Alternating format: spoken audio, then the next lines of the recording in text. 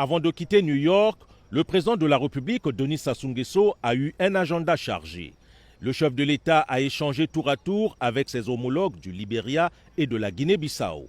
Avec le président du Libéria, George Weah, il s'est agi de bâtir une coopération mutuellement avantageuse entre les deux pays. Denis Sassou Nguesso et George Weah ont exprimé leur volonté de consolider davantage les relations jusque-là encore timides entre le Congo et le Libéria. Le président de la Guinée-Bissau, Umaro Sissoco Embalo, a quant à lui rendu une visite de courtoisie au président Denis Sassou Nguesso. Mais au-delà du caractère courtois de leur rencontre, les deux hommes d'État ont passé en revue l'état des relations bilatérales qui existent entre le Congo et la Guinée-Bissau.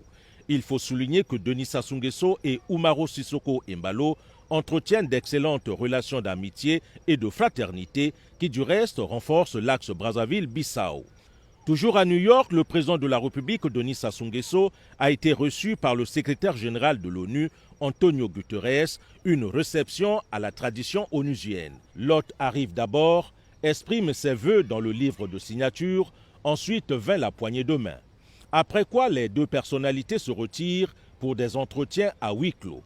Assurément, Denis Sassou Nguesso et Antonio Guterres ont évoqué les enjeux climatiques avec en perspective la tenue du sommet des 3 bassins forestiers tropicaux que Brazzaville s'apprête à abriter sous peu. La série des audiences a été bouclée par l'entretien avec la sous-secrétaire d'État américain aux affaires africaines, Madame Molifi.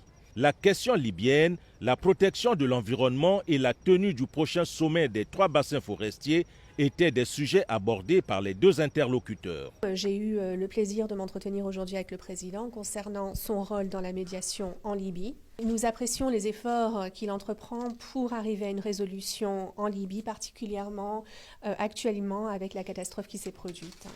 Le président et moi nous sommes entretenus au sujet des institutions gouvernementales faibles en Libye, mais plus généralement en Afrique, et des difficultés que cela pose pour la prospérité et la stabilité. Nous avons parlé des différentes manières de renforcer la démocratie en Afrique. Nous avons également parlé du leadership du président dans le domaine des forêts tropicales et de la conférence qui va bientôt se tenir à Brazzaville. Et nous sommes félicités également de notre coopération avec les pays du littoral, dont le Congo, sur les questions relatives au littoral et à l'océan. Au terme de cet agenda diplomatique riche en contacts de haut niveau, il y a lieu de souligner que le séjour du chef de l'État à New York valait bien son pesant d'or.